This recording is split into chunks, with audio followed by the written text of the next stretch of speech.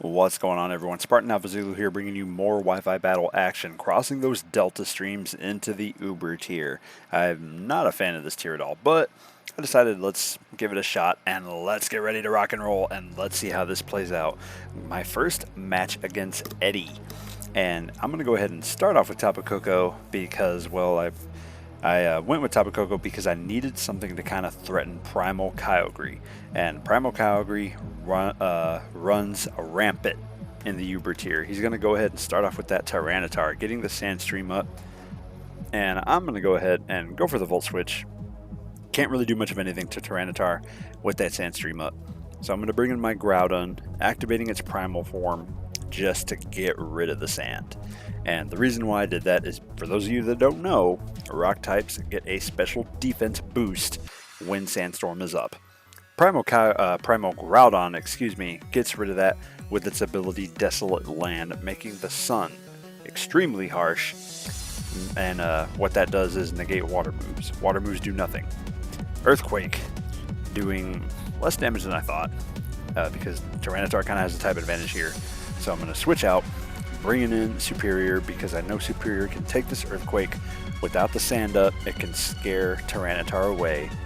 So it's just going to laugh at this Earthquake. The Earthquake did very little damage to Superior, which is awesome. Perfectly okay with this. And now I can go with a Leaf Storm with whatever he's going to bring in. I know he's going to switch. He does not want to take this Leaf Storm. He's going to bring in Mewtwo, and Mewtwo is going to take this Leaf Storm. However, the Leaf Storm did way more damage than I thought it was going to do, putting Mewtwo in the orange.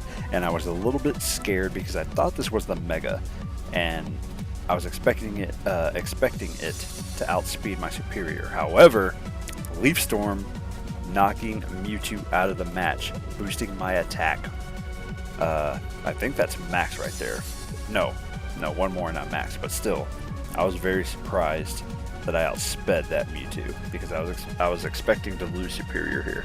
Umbreon coming in, and he's going to try and just wall Superior. However, with its special attack going to max, it's just going to OHKO the Umbreon, getting rid of that wall. And I'm pretty sure that is it for his walls. Well, he's got Kyogre, but Primal Kyogre being weak to my Leaf Storm, it's not going to survive. He's going to bring in his Garchomp, and it's going to go first with a Flamethrower, holding a Choice Scarf, but that's not enough.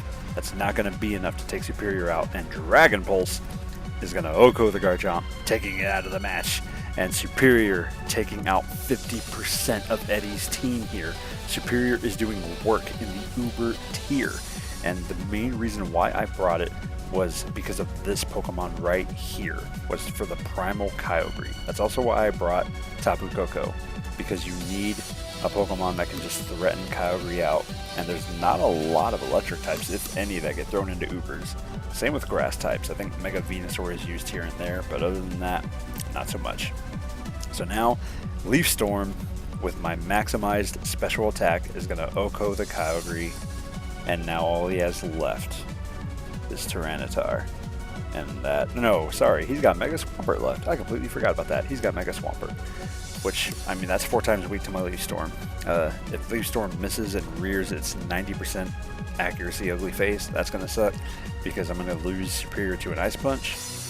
But I got my whole freaking team here to back it up, so it's not going to be too much of an issue. Mega Evolving the Swampert, and Leaf Storm is going to connect, taking it out of the match. Now, all he has left is that Tyranitar, which I'm not too worried about that. I'm not worried about that at all. I don't think it really has anything. I know it does learn Fire and Ice Punch. Not sure if it has it. So if I miss, we'll find out. Here comes Tyranitar, activating the Sandstream, which, I mean, it has that special defensive buff, but with my maximized special attack, thanks to the contrary, Leaf Storm, knocking it out of the match, especially with that health. It was like a 50% health. There's no way. So, good game, Eddie. A Superior sweep in the Uber tier. And let's move on to the next match against Gappy. And this is more of like an OU match. We called it Ubers because Gappy has that Mega Rayquaza, or no, sorry, the Mega Salamence, which To be perfectly honest, guys, I don't understand why Mega Solomons is even Uber. I never have issues with it whenever people use it. But anyways, I'm going to start off with Tapu Koko. He's going to start off with the Cloyster, and he makes a ballsy freaking move here. He keeps the Cloyster in against Tapu Koko. I guess, I don't know if he expected the hidden power, because he did have a Gliscor, and that would have been the safer move. That's what I would have done. This was a ballsy play, keeping Cloyster in against Koko, even if it had a Focus Sash or not. He's going to go for the Shell Smash, and I at least got a Tapu Fini that I'm going to switch into and hopefully just wall the heck out of this thing and scare it off. The only thing that sucks is I can Scald it, but I can't burn it because of my terrain, and that's one of the big disadvantages I feel about using Tapu Fini, is the Misty terrain is nice. It protects your team from status, but it also affects your opponent's team from status, and unless they have a flying type Pokemon, that just sucks, because I mean, statuses can cripple whole sets, they can cripple whole Pokemon. You know, Paralysis, Burn, Toxic puts them on a clock, and the terrain just kind of backfires, it being a double-edged sword of sorts. He's going to bring back the Cloyster, thankfully enough, putting in the Kartana, and Scald is going to do way more damage than I thought it was going to do, but that's because Kartana, even though it's a grass steel, it has very, very minimal defense. It doesn't have much going for it on the defense side. I'm going to bring Tapu Fini back because I do not want to lose it, and I don't want to give this freaking Pokemon a Beast Boost. Leaf Blade is not going to do much of anything to my Aegislash, and I know I should have gone for anything else here except for the King Shield, because but I didn't expect it to be a choice specs, or not choice specs, a choice scarf or a choice banded Kartana. So he ends up going with the Mimikyu, and I ended up going for the King Shield, which sucks because I could have gotten rid of the disguise. Now I'm gonna have to use a whole turn to get rid of it, and he's gonna get a Swords Dance off. So I'm definitely probably gonna lose Aegislash here. I should have gone for the King Shield again, but I expected him to see that coming, and I was thinking maybe he'll go for another Swords Dance, just making his attack way more stupid. Yeah, Shadow Sneak is going to knock my Aegislash out of the match. I don't see him netting an Oko on Chansey. And the reason I brought Chansey is because Chansey's a semi-decent wall in the Uber tier. She can wall a good amount of the special attackers, mainly the freaking Mono Fairy type that learns Geomancy, Xerneas. Yeah, Chansey kind of lasts as Xerneas. So that's one of the main reasons why I brought her, because if you see a Xerneas and you have a Chansey, you're good. You don't got to worry too much. Play rough, knocking my Chansey out of the match, but I was able to hit the Mimikyu with a Toxic, putting it on an even further clock because it's holding a Life Orb. So if Mimikyu's not going to sweep my team, it's going to go out soon. I'm going to bring in Primal Kyogre. I don't see Mimikyu doing enough damage to it to where it can net an Oko, and I'm hoping Precipice Blades can take it out here. Hopefully it does not miss, because that move is notorious for moosing. It's notorious for moosing. Shadow Claw, not doing much of anything to grab. Well, no, that did a crap ton. But luckily enough, I connect with the Precipice Blades, and that's going to put Mimikyu right out of the match. So that was a lucky break there for me. Very lucky break there, because that move just misses all the freaking time. Kartana coming in against my Groudon. Leaf Blade doing a crap ton of damage, but luckily enough I live, but I miss the Precipice Blades. Dodge, duck, dip, dive, dodge, and Leaf Blade is going to take my Groudon out of the match, giving a Beast Boost to the annoying Ultra Beast that is Kartana. I hate this Pokemon.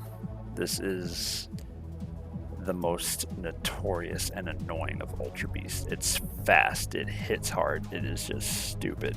The only reason why it's not in Ubers is because it cannot take a hit for the life of it. I'm going to bring in Blaziken, thankfully scaring the Kartana away, and Noivern is going to come in. And I'm not sure if this was a choice Scarf Noivern, but that high jump kick is going to do a crap ton of damage, way more than I thought. And after my Beast Boost, I should outspeed it. Actually, you know what? It is a choice Scarf Noivern, because after one speed boost, it still outspeeds my Blaziken.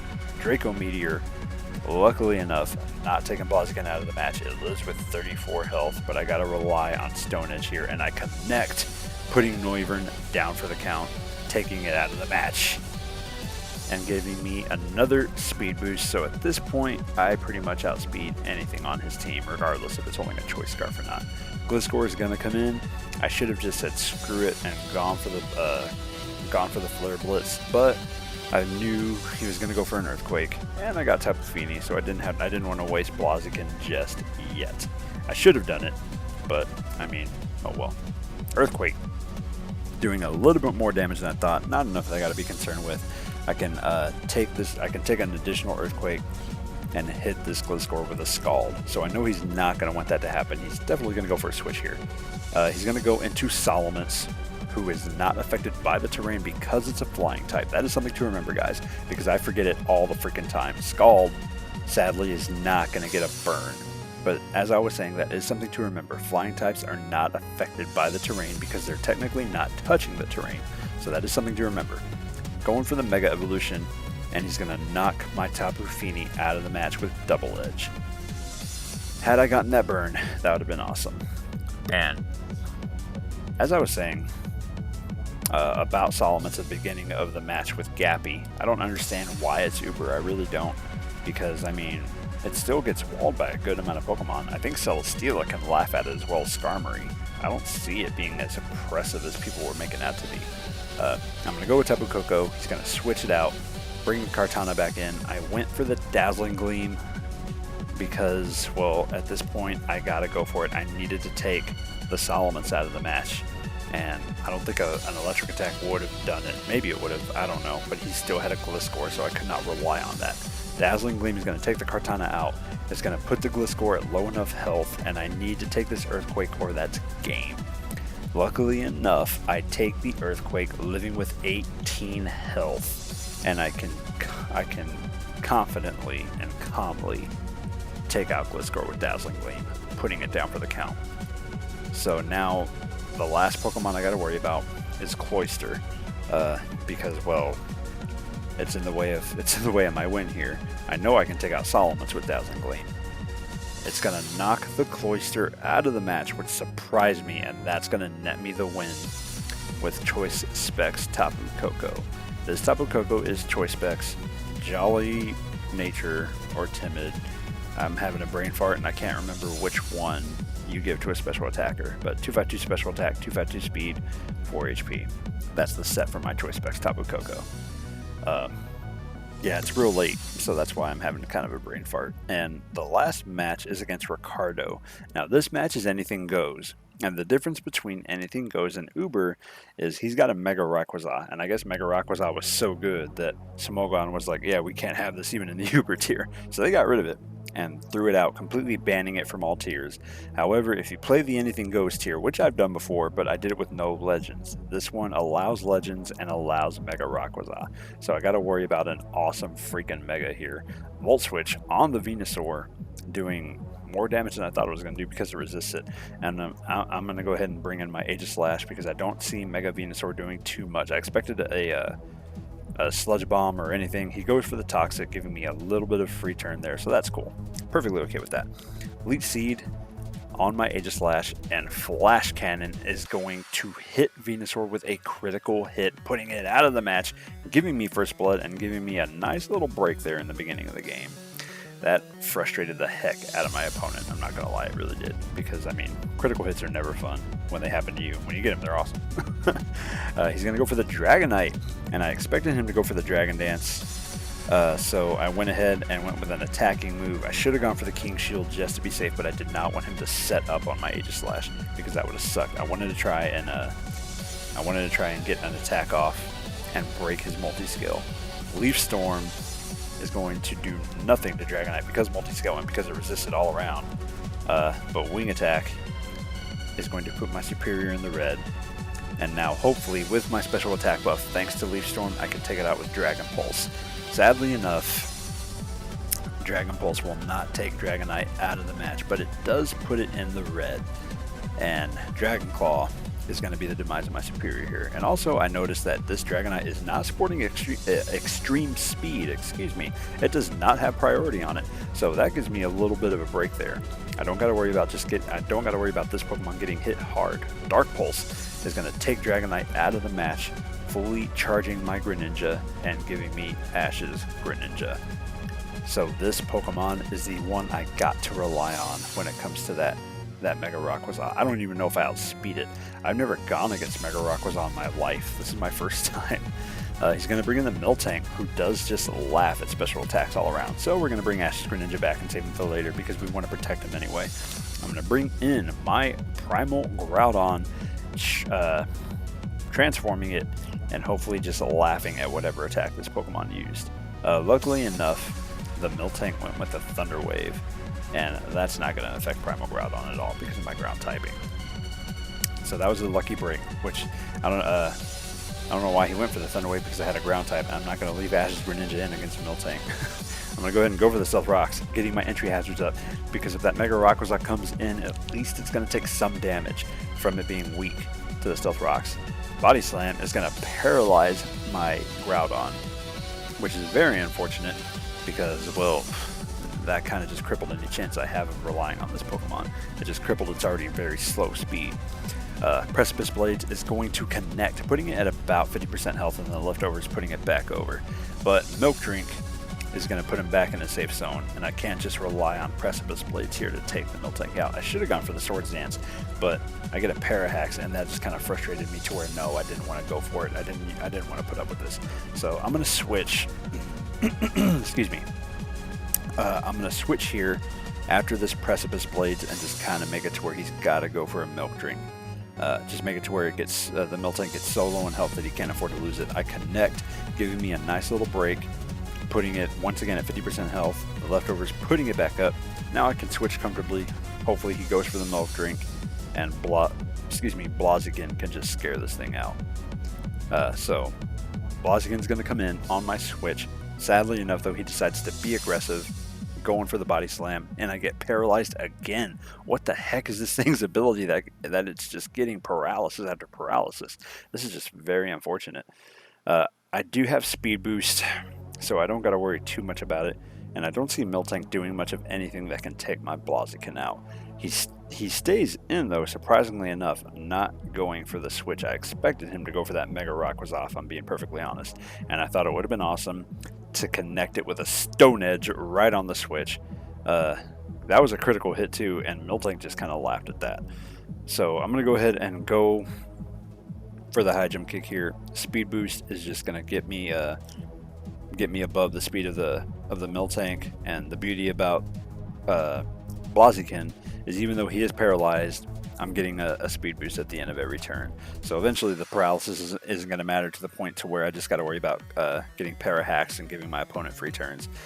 Aegislash, his Aegislash is going to come in. A shiny one at that. And I'm going to go for the Swords Dance because I expected the King Shield. I should have just gone for the Flare Blitz. That sucked. Because had I gone for the Flare Blitz, I would have taken this freaking thing out. Sacred Sword is not going to take on my Blaziken, but against an Aegislash, I live with 30 health. It's kind of moot. He's got Shadow Sneak, which any good Aegislash does. So I'm going to lose Blaziken here. I'm not too worried about it. Shadow Sneak, as I said, is going to put Blaziken down for the count, and I'm kind of in a tough spot here. The walls are kind of closing in. I'm going to bring Tapu Koko in against this Aegislash. I don't see it doing too much that I have to worry about it unless he's got a Z move, which he has not used one yet. He's going to go for the Stance Change, expecting any other attack, maybe a Volt Switch or something, and King Shield is going to protect it. I went for the Thunderbolt, so I'm hoping I can just paralyze this thing. I don't see myself OHKOing it, even though I'm Specs and in the terrain, and I don't. Putting it at in the orange, like with 25% health left, he's going to get a Swords Dance off, so he's going to go for the Shadow Sneak crit. If he gets it, that's going to take my Tapu Koko out, because after his Swords Dance, unlike Mimikyu, Aegislash's attack gets stupid. Luckily enough, no critical hit, and I live, and I'm able to put this Aegislash out of its misery. Had he gotten that crit, I think that would have been matched. Haxorus is going to come in, and this Pokemon is the only one left besides the Mega Rayquaza. It's weak to Ice-type attacks. If he goes for the Dragon Dance, that's game. He does not, though, and Thunderbolt is going to put it very low in the orange. Earthquake, knocking my Tapu Koko out of the match. If he went for the Dragon Dance, I'm pretty sure that would have been it. He would have outsped the rest of my team. I don't think Water Shuriken would have done enough to put it down. It might have, but I'm not sure. Ice Beam, taking the Haxorus out of the match. The only Pokemon he's got left is that Rayquaza, the Mega Rayquaza, and it has the ability Delta Stream, which lowers super effective attacks against flying type Pokemon, so it protects it. And yeah, if it lives, I know it's 4 times weak to ice, and I know I'm holding a Choice Specs. I don't see it living, and I thought it was going to outspeed me because, well, Mega Rayquaza, or Rayquaza, is fast in general. After Mega Evolving it, activating the Delta Stream, it does not live through the Ice Beam and the awesomeness of Ice Style, Ice Beam Jutsu, holding a Choice Specs 4 times weak to ice is going to take Mega Rayquaza out of the match. Comment, rate, subscribe, guys. Hope you all enjoyed. Join my Discord. I will check y'all later.